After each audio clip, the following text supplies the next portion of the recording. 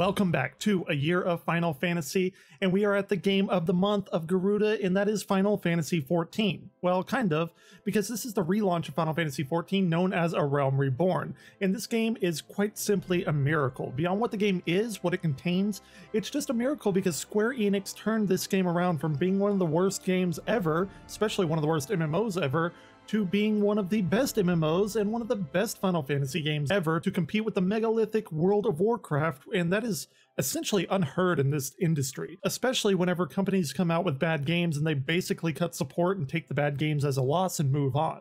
So for those that haven't watched it yet, check out the video before this one for the failed version 1.0 of the game. But here we're going to be talking about the current and proper version of the game known as A Realm Reborn, and along with its expansions as well. And it is certainly a resurrection of a game, but is it good? Well, I already mentioned that it is, but what happened? What turned it around to being so good? And even then, if this is a truly good game on its own, is it worthy of being part of the Final Fantasy franchise? And even then, is it worthy of being one of the best Final Fantasies in the franchise? Well, let's go over some stuff. First off, let's start with some of the development, or I guess redevelopment, and much of the development team was restructured after the failure of version 1, and no expense was to be spared, and Square shuttled in developers from a lot of different teams to make sure that this was absolutely 100% the best effort possible to turn around Final Fantasy XIV. The director and producer for A Realm Reborn was Naoki Yoshida, who also was taking part of the designer role as well in turning the game around. Yoshida, interestingly enough, primarily worked on the Dragon Quest series before he was assigned to head up the redevelopment of this game, and I can only assume the radical change to bring in someone from completely outside was basically to get a fresh view and to not be bogged down with preconceptions of what Final Fantasy is and what it should be, which we're actually going to talk about next month. Also credited as a main designer is Nobuaki Komodo, and the programmer for the game is Hideyuki Kasuga, the artist is Akiko Yoshida, and the writer is Kazutoyo Mahiro, and the composer is Masayoshi Soken. And the game was released on August 27th of 2013. This was nearly 2 years after the game originally shut down.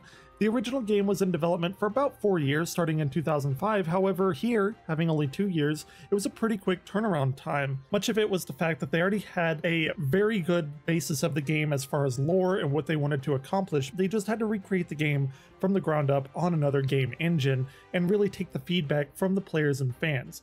And I guess you could just imagine this as a really, really big expansion of the game. But unlike an expansion though, this relaunch of the game was not to be taken lightly in any area at all. So all feedback was taken and addressed completely. The game rolled out slowly in 4 beta phases before being officially released, and those beta phases were to open up to those who had initially bought the game as to garner feedback and, you know, I suspect to induce word of mouth of how good the game was. I personally actually did get the collector's edition for 1.0 and, you know, talk about buyer's remorse, but I did get to be part of these beta phases, and it seems like at least a little bit of feedback that I give was taken because pretty much any qualms that I had with the game were addressed. And I know I keep going back to it, but it's so important to stress how seriously the release of this game was taken, as many other Square games were actually delayed because all sights were focused on the launch of this game. And in fact, the most telling quote comes from Yoshida himself, saying that launching the game too early would be at the level of destroying the company. Yeah, that's how intense and crazy the launch and redevelopment of this game was. So a lot was riding on the game, obviously, and the fact that the original failed so bad really kind of puts everything into perspective, and I would say that it even dwarves the often mentioned and hated Spirits Within movie, which we've totally done a video on. Spirits Within is a kind of a weird misnomer because people say that it almost killed Square. That's not necessarily technically true. I believe this Final Fantasy XIV game had a much bigger impact on the company itself. But anyway, the game launched, the game being A Realm Reborn, launched simultaneously on PS3 and PC, with the PS4 version a few months later on April 14th, 2014, and the OS X version was on June 23rd of 2015, again 2 years after the original launch of the game. Eventually, support was discontinued on the PlayStation 3 with the release of the current latest expansion, which is Stormblood. Props to them though for keeping support for the PS3 as long as they did. And for those that don't know, if you did have the PS3 version, you could actually upgrade to PS4, I believe for free of charge, or it was very minimal charge. And I'm happy to say that upon release of the game did receive very, very favorable reviews reviews, and upon release there was an overwhelming positive response, so much that the servers couldn't handle the capacity of the people trying to log in, and I'm sure it was a problem that they were very, very happy to have. So enough with the development though, let's get into the game itself. At the end of the last video, about 1.0, I had said that the developers deserved praise, as they knew that they had developed a good world and lore with that world built around it, and in fact I did say that they actually brought on the next era in the game world itself as they were dealing with the shutdown of the original game. Essentially what I'm saying here is that they took the game's world and actually destroyed it as part of the story and rebuilt it from the ground up, kind of like what they did in real life. In the game, there's something known as an astral and an umbral area, and what they did here was they ended the last astral era and brought on the next umbral area. Astral eras being times of peace and umbral eras being times of upheaval and war. And A Realm Reborn starts the 7th umbral era, as whenever 1.0 finished, that was the end of the 6th astral era. And I am in such reverence that they incorporated the story into the real world happenings. I think that's the coolest thing that I've probably ever seen in the gaming industry. So the game and the world itself is, and I do not say this lightly, it is possibly the Final Fantasyest, if that's even a word, of all Final Fantasy games. So many referenced, all the games are interwoven into this fantastic story, and oh, the story, oh my god. Unlike Final Fantasy XI, this is my own personal feelings kind of bleeding into the video a little bit, but this is the only MMO where I've been actually invested in the story. It's a fantastic one with incredibly likable and memorable characters and an expansive storyline that actually makes you want to see what happens next. It's clear that they have a very detailed roadmap as they set up many things, even in the first portion of the game, that they're still building upon these plot threads and weaving them throughout the story as they do subsequent releases. And as this is an MMO, your character obviously is the central piece of the story, or at least one of them, because you're playing with, thousands of other people.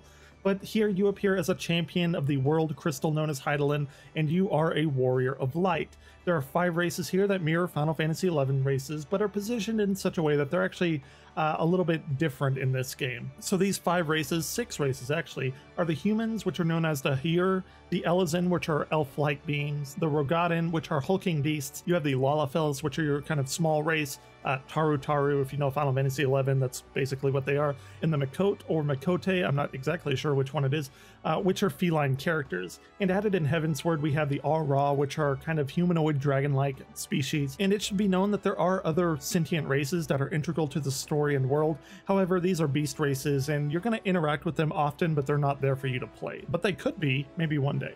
But these races are less sophisticated than others that I previously mentioned, but they do play fairly large roles in what is known as summoning primals, and they're kind of your antagonists, I guess, of the game for a large part of it. And these primals are what we think of as summons in other games like Ifrit, Garuda, etc. There are 3 city-states in the game known as their primary towns. We have Limsa Lamensa, which is a maritime kind of port city. We have Gridania, which is the forest city, and Ulta, which is a prosperous desert nation of riches and trades.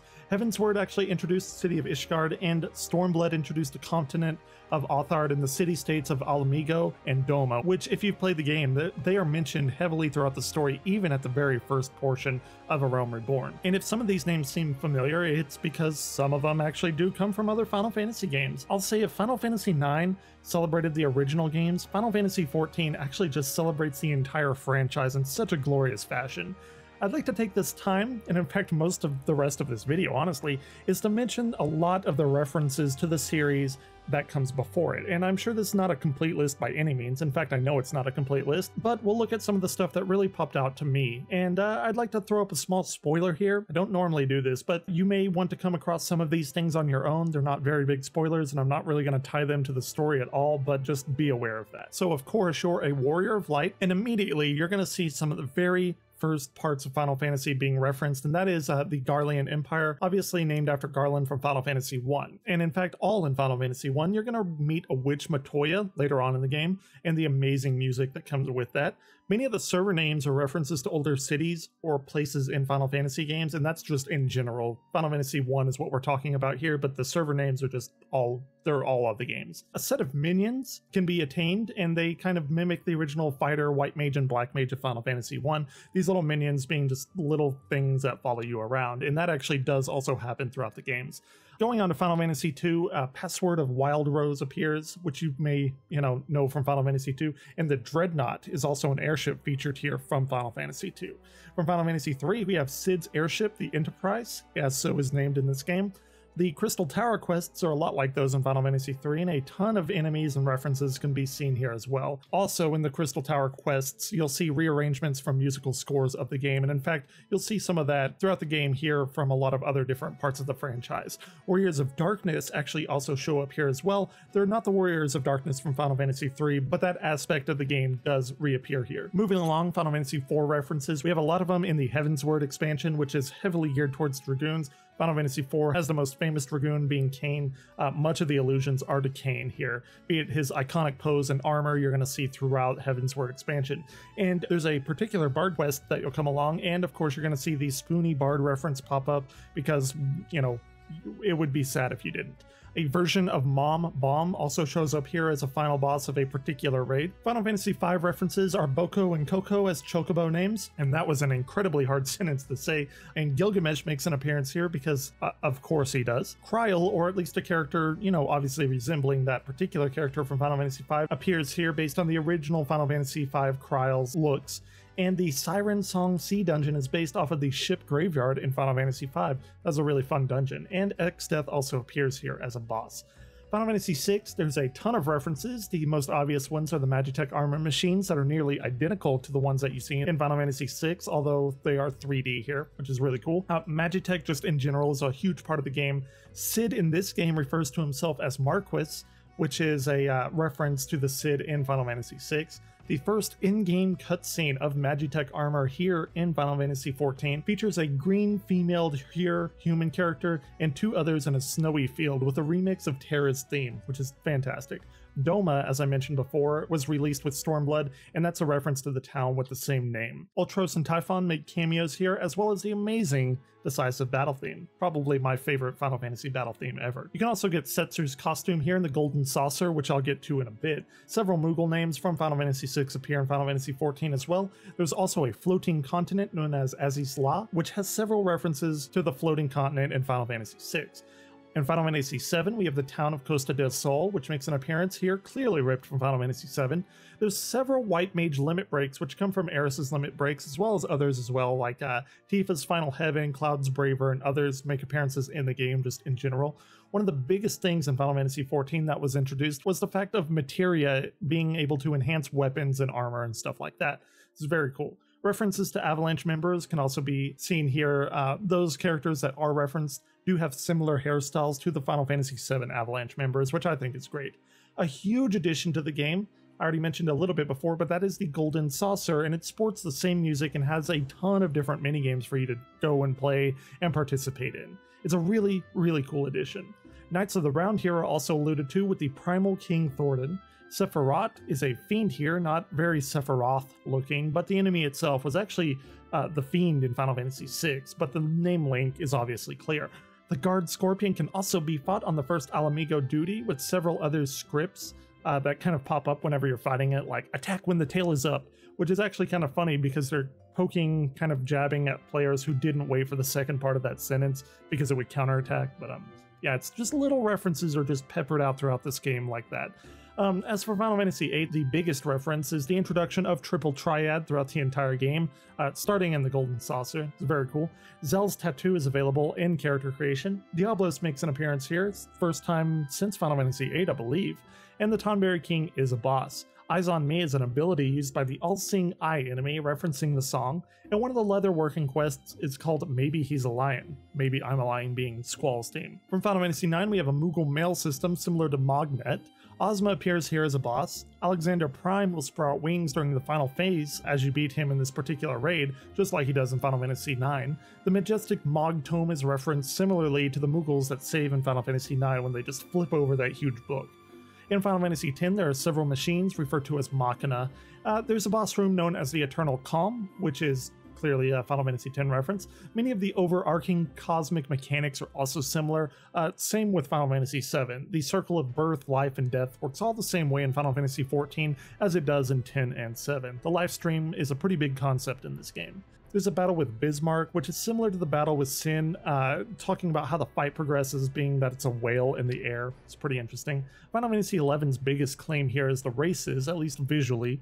Chocobos are also similarly modeled and designed. The concept of beastmen appear here as well, and the triad of cities are very similar. So a lot of the foundations of Final Fantasy XI are replicated here, but they're changed in such a way to give Final Fantasy XIV its own familiar, distinct feel. Shantota, which was one of the more prominent figures in Final Fantasy XI's storyline, is referenced here and there, kind of, making nods to the game, specifically with a bunch of Black Mage quests and stuff. Fenrir appears here in a similar form as it does with Final Fantasy XI being a summon, but Fenrir in this game is something else other than a summon. As for Final Fantasy XII, Zodiark plays a huge part in here, and much of the armor of the Garleans here are similar to Judge armor from Final Fantasy XII. Most of the summons here are known as Eggies, which are allusions to the Garuda Eggie being a boss in Final Fantasy XII. A ton of the models for the creatures here in Final Fantasy XIV are based off of the Final Fantasy XII models.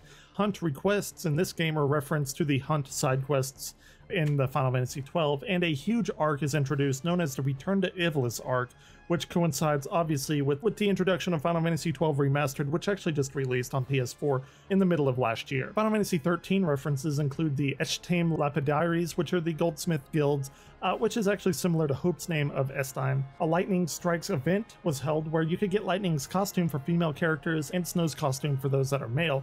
Interestingly, I didn't really plan on it, but my main character is a female Makote specifically because I created it for this event. Several hairstyles can be seen for Final Fantasy XIII here that you can select at character creation, and many of Pulse's automata enemies are used here as well in the Machina sections of the game. And you know what, just for fun, Final Fantasy Tactics, there's several references to the Corpse Brigade. Obviously, the Return to Ivalice has connections as well. Specifically, Erislam Durai appears here as an important NPC. He was the character in Final Fantasy Tactics that kind of had that opening intro there, and his children in this game are named Ramza and Alma, obviously giving homage to them. And there includes so much more for so many other games, but these are the ones that really just stuck out to me. And this isn't including the Final Fantasy staples that we already know so well. You can expect to appear here like the Cactars, Malboros, Tonberries, all the jobs, and just all the Final Fantasy isms that you would know and come to expect from a Final Fantasy game. Jobs here are interesting, as most of them are big ones that we know, yet the original premise of the class system is overlaid with the job system, but it's a lot more integrated here, and you can tell that they meant to do these particular systems from the beginning of this Realm Reborn game instead of just tacking it on like they did in version 1.0. The primary classes here, the ones that you're going to start off with, are the Marauder, the Gladiator, the Pugilist, the Lancer, the Archer, the Conjurer, the Thaumaturge, the Arcanist, and the Rogue. Most of the job advancements are built off of those particular classes that I mentioned. It's very similar to Final Fantasy I's upgraded job system. So here we have the Warrior, the Paladin, the Monk, the Dragoon, the Bard, the White Mage, the Black Mage, the Summoner, the Scholar, and the Ninja. Later on with Heavensward, we have the Dark Knight, Astrologian, and the Machinist. And then even more recently with the introduction of Stormblood was the Samurai, and the most beloved of all, the Red Mage. And that is Final Fantasy XIV in a nutshell. Every few months a major story arc is added, continuously pushing the story forward, building to the next big expansion. So far there's been 2 big expansions, Heavensward and Stormblood, each of them giving your usual, 10 level increase and then new jobs. And in Heavensward case we did get a new race of the Aura like I mentioned before. But you know what, circling around, Final Fantasy XIV has a lot of strangeness associated with it, with its inception, and while in principle I still say that I'm not very keen on MMOs being a part of the traditional main games, the numbered games, Final Fantasy XIV is one that I have to concede defeat on though. The initial release of the game was clearly one of the worst failures of Square Enix ever. Basically, it nearly brought down the entire company, and by some miracle, they did right by the players and the franchise itself. They shut down the game, they turned it around completely, possibly one of the biggest turnarounds in the industry's history, at least from a software point of view. The most recent subscriber count that I found is from August 8th of 2017, where Final Fantasy XIV had surpassed 10 million players, either surpassing or at least one of the top rivals for the very dominant World of Warcraft.